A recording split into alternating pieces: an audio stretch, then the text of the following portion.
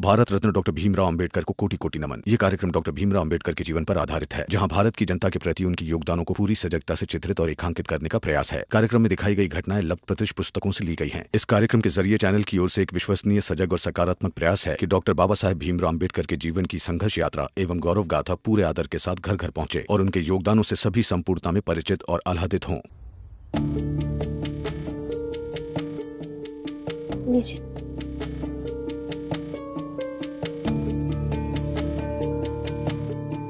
अब इस बार बात हारिया जीत की नहीं है, बल्कि संतुलन की है। इसलिए अब जाइए अपना काम करने और पढ़ाई करने, और इन चाड़ के लोगों को अपना जीवन संतुलन बनाने दीजिए। रमा, आज मेरी इस धारणा पर प्रश्न चिन्ह आ गया है कि जीवन के हर समस्या का हल कानून होता है।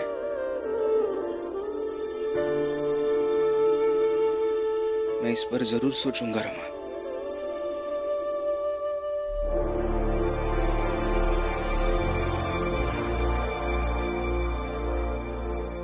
भीमबाऊ, मैं आपके साथ चलूं क्या? मैं कुकन की गाड़ी भी ले लूंगी। चलिए ना भाभी।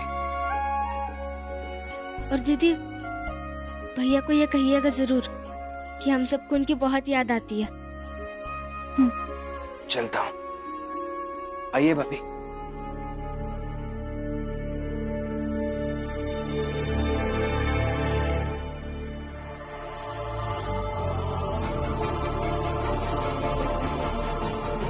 आप पत्थर मारिए नहीं तो कुछ भी कीजिए, मैं नहीं जाऊंगा यहाँ से।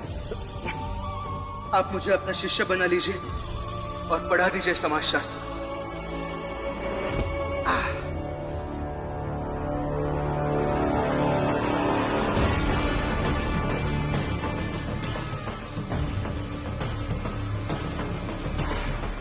पागल, भीमराव को पढ़ा रहा है तू? अब नहीं पढ़ाओगे, ठीक है? कौन?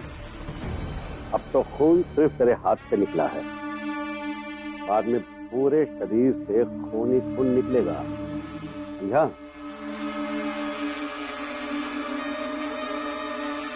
भीमराव, भीमराव, भीमराव, भीमराव। गुरुजी, ये तो गुरुजी की आवाज है।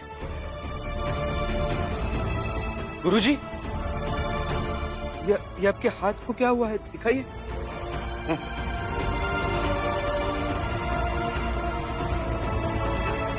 तुम कॉपी किताब निकालो, पढ़ाई करो। क्या?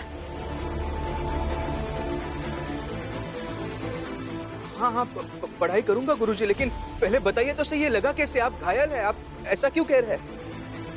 देखो, गुरु की आज्ञा की अवहेलना नहीं होनी चाहिए। निकालो कॉपी पेंसिल, निकालो, पढ़ाई शुरू करो। हाँ।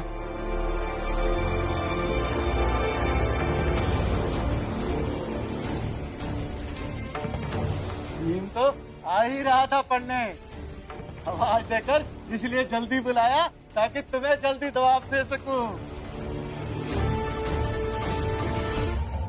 खूब जानता हूं तुम्हारे बारे में, खूब सुना है मैंने भीम को छुट कराया, धमकाया, लेकिन भीम पर कोई फर्क नहीं पड़ा। जब मेरे शिष्य पर कोई फर्क नहीं पड़ा तो गुरु पर कैसे पड़ेगा? तुम निकालो कॉपी किताब, लिखो। समाज की सबसे बड़ी धरोहर है उसमें रहने वाले लोगों का सभ्य होना। जिस समाज में सभ्य लोग नहीं रहते ना, उसका पतन निश्चित है। क्या कहा? हम सभ्य नहीं हैं? हाँ पगले? तो आज ये सारे असभ्य लोग ये बात बोलते हैं कि अगर तूने इस भीमराव को पढ़ाना बंद नहीं किया तो तुझे जात से बाहर कर देंगे, समझा? तुमने जो करना है कर लो। तुझे शायद मतलब समझ में नहीं आया ना। मतलब ये कि अगर तू पैसे लेकर ये भजिया खाने भी निकला ना तो तुझे भजिया मिलेगा और ना ही भीख, समझा? वैसे तो तू भटक भटक के जीता है ना, जब भटकने के लिए जमीन भी नहीं देंगे। हाँ, इसलिए अगर यहाँ रहना चाहता है तो पढ़ाना बंद कीजिए। आज मेरी इस धारणा पर प्रश्न चिन्ह आ गया है कि जीवन के हर समस्या का हल कानून होता है। आप सबको जो करना है कर लीजिए, मैं पढ़ाऊंगा इसको।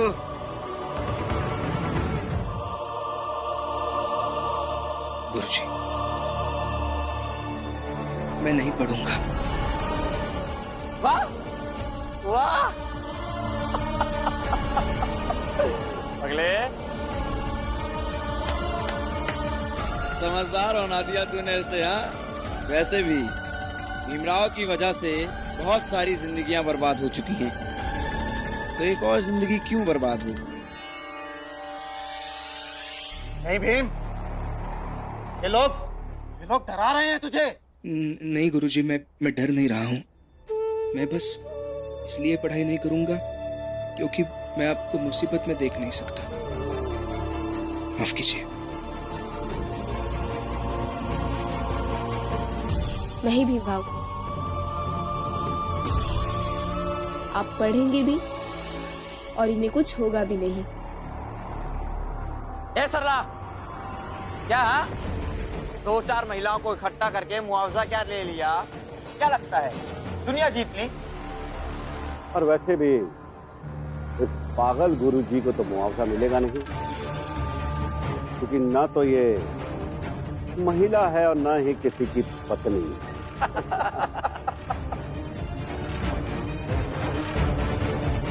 सरला जी, ये इतने पैसे हैं कि आप इन लोगों से दूर जाकर कहीं नया जीवन शुरू कर सकते हैं। और इसे मेरी मदद मत समझिएगा, बल्कि फीस समझिएगा। भीमराव की पढ़ाई की। लेकिन सरला जी, आपकी बीवी ने मेरी इतनी मदद की है, तो थोड़ी मदद मुझे भी करने दीजिए। और ना मत कहिएगा। और आप सब जाइए और ये मानकर जाइएगा कि आपने इस व्यक्ति को जात से बाहर कर दिया है। जाइए।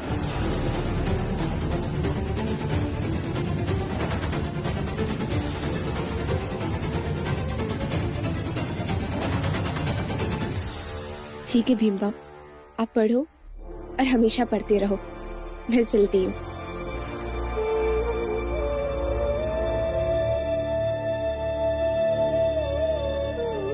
भीम, तुम यहीं रुको, मैं अभी आता हूँ। मुझे एक बहुत जरूरी काम याद आ गया है, मैं अभी आता हूँ।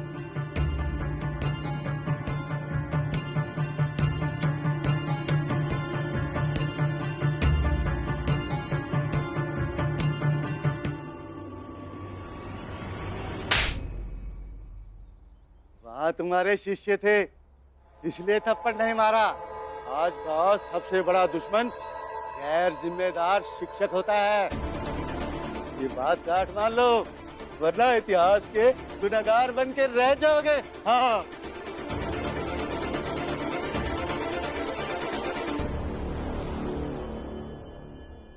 अरे नहीं खाएगा आम का, भूखे रहेंगे। क्या फर्क पड़ा था तुम लोगन का? अब फर्क तो पड़वे करेगा ना। अब पति नहीं खाएगा तो हम पत्नी लोग कैसे खा ले खाना?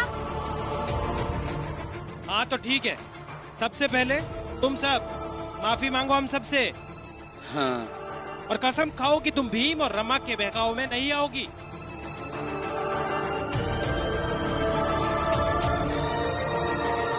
अरे लेकिन माफी कौन चीज को मांगे जब कोनो गलतियां नहीं किए हैं। हम लोग भीम रमा के बहकावे में नहीं आए हैं। वो लोग खाली सच्ची बात कहते हैं, वो हमका अच्छा लगता है बस। होगा फिर हमरे साथ ये सब लोग भी भूखे रहेंगे और हमका अच्छे से भविष्य दिख रहा है। ई चाल में शादी किए हुए सब लोगन का सबका अंत राम जी के जैसा ही होएगा। भीम और रमा के बहकावे में आए के सब औरतें अपन अपन घर छोड़ के चली जाएंगी, जैसन जीजाबाई चली गई है।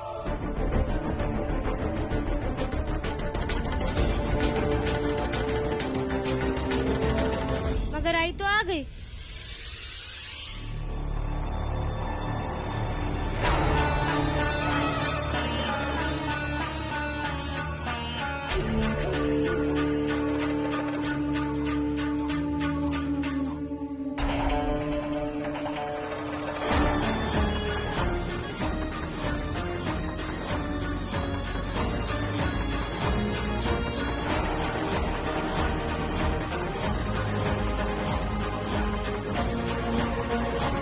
जिस काम के लिए गई थी वो हो गया ना? अंदर चलो।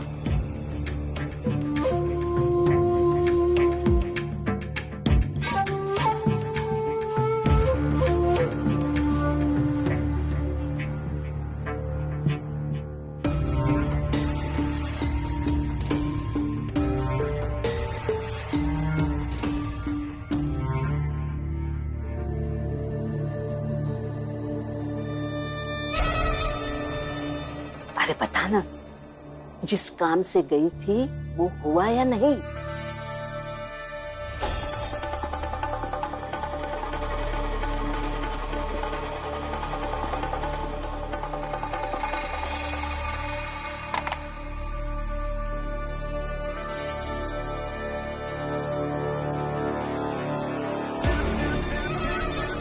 वाह वाह जीजा भाई वाह।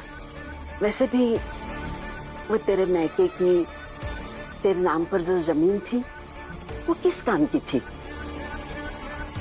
अब उस जमीन के बदले तू ये पैसे ले आई और इस पैसे से पूरी चाल में भीम के समर्थकों को खरीद लेंगे और पूरी चाल फिर तुम्हारे साथ होगी जीजा भाई।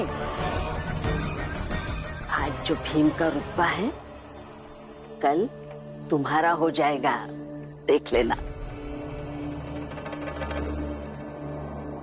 आज तक भीम के सामने कोई नहीं टिक पाया है भाभी,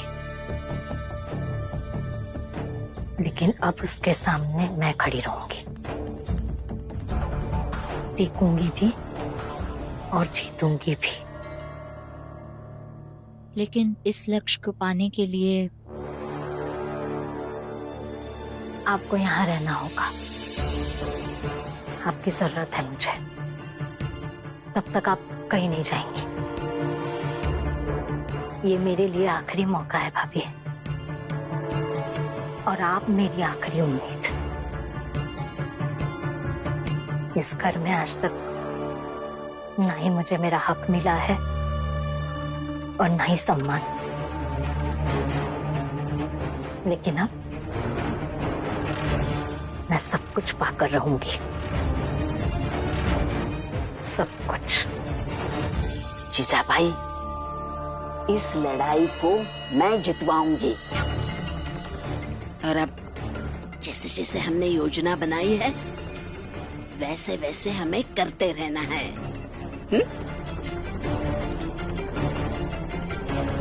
बाहर जा, ये पैसे मैं अच्छे से रख देती हूँ संभाल के। जी, संभाल कर रखिए इसे। और जीजा भाई, अब तुम तेवर बदल कर और सुर बदल कर बात करोगी, समझी? हाँ, जाओ।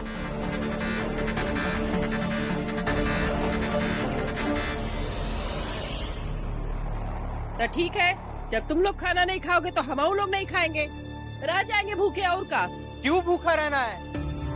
और भूखा रहने से क्या होगा? ऐसे बेवजह क्यों लड़ रहे हैं आप लोग?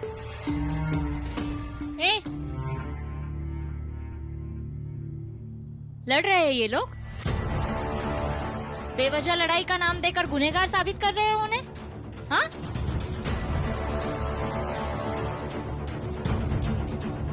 जीजा भाई,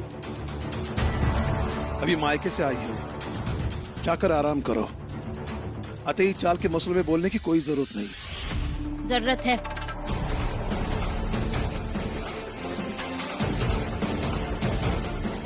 मेरा पति तो मेरा हो नहीं पाया, और इनके पति इनके ना हो ये मैं देख नहीं सकती। अगर अपनी बीवी का बोलना पसंद नहीं आ रहा है तो अंदर जा सकते हैं आप। हाँ जीजाबाई, ये किस तरह बात कर रही है भैया के साथ? अच्छा हुआ आप भी यही है। एक काम कीजिए, अपने भाई को लेकर आप भी अंदर चले जाइए। जाइए, कोई काम नहीं है आपका यहाँ।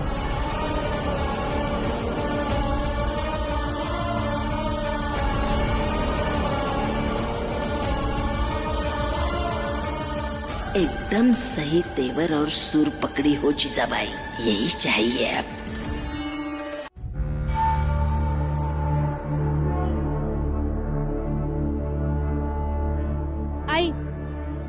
आई, इन औरतों की कोई गलती नहीं है। आप इन सारे मर्दों से माफी मांगकर सारी औरतों को गुनहगार क्यों बना रही है? मत मांगिए।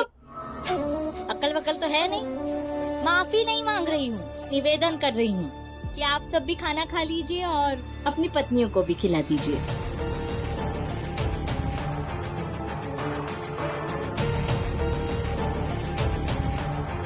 जीजाबाई ऐसा क्यों कर रही है? हितेश भाऊ, अब आप ही सबको समझाइए। हाँ, जीजाबाई भीम और रमा के पक्षधर नहीं है, इसलिए जीजाबाई के बात की लाज रख लेनी चाहिए हमें।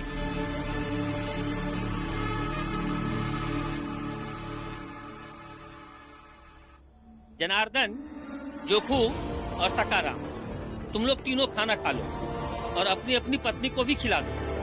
अब आगे की बात बाद में देखेंगे। क्या बाद में देख लेंगे? अभी अच्छे से रहिए ना आप। रमा, अंदर चलो, चलो अंदर। अरे क्यों खड़े खड़े मुंह देख रही है? रोज का है, छोड़ो इन्हें। जाइए, खाना बनाइए और अपने पतियों को भी खिलाइए। जाइए जाइए।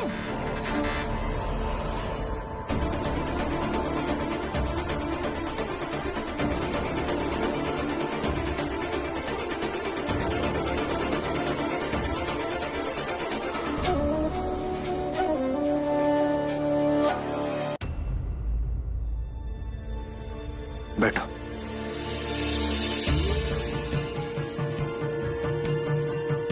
देखो रोमा, बाहर जो कुछ भी हुआ उसके बारे में भले ही हम कुछ नहीं कर सके, लेकिन हम अगर चाहते हैं तो यहाँ बैठकर दोनों आराम से पढ़ सकते हैं।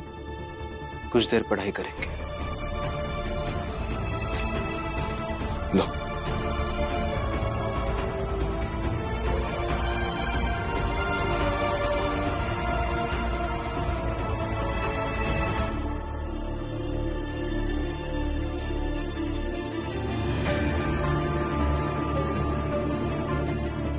मेरा पति तो मेरा हो नहीं पाया, और इनके पति इनके ना हो ये मैं देख नहीं सकती। अगर अपनी बीवी का बोलना पसंद नहीं आ रहा है तो अंदर जा सकते हैं आप। हाँ? आई बाबा से ऐसे बात नहीं कर सकती। वो जरूर मायके से कुछ ना कुछ सोच कर आई है, पर घर में कुछ ना कुछ तो करेगी।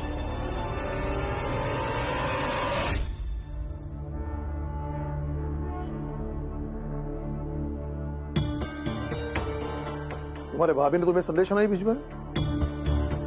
मैंने उनसे कहा था अगर तुम्हें शांति चाहिए तो मायके में ही रहो। जब पति को कुछ बताना ही नहीं है उसके पास क्यों आई हो?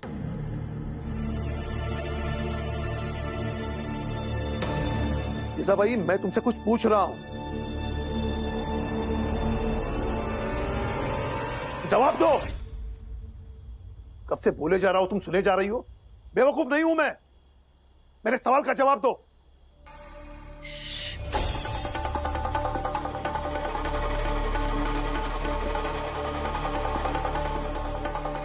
अभी जब मैं मेरे मायके गई थी ना, वहां एक बहुत बड़े ज्योतिष मिले मुझे, बहुत पहुंचे हुए। तो उन्हें बताया मैंने कि मेरे ससुराल में सब लोग बहुत सवाल करते हैं, तो उन्होंने मुझे बहुत ही अच्छा उपाय बताया। पूछिए कौन सा? पूछिए ना। कौन सा? यही कि जब कोई ज्यादा सवाल करने लगे तो मौन व्रत धारण कर लूं। और अब से मैं यही करने वाली हूँ। अच्छा, मतलब तुम कुछ भी कहो, कुछ भी करो, तुमसे कोई सवाल पूछे तो उसका जवाब ना दो, ऐसा नहीं चलेगा। मैं चलने नहीं दूंगा।